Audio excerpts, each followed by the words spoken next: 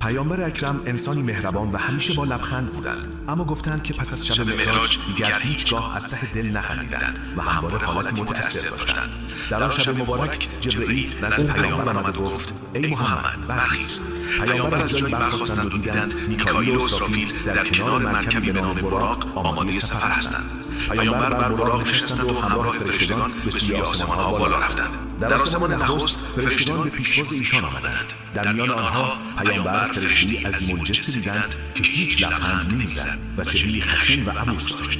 پیامبر پرسیدند: ای جبرئیل، این کیست؟ جبرئیل پاسخ داد: این مالک است، نگهبان و خزانه‌دار دوزخ.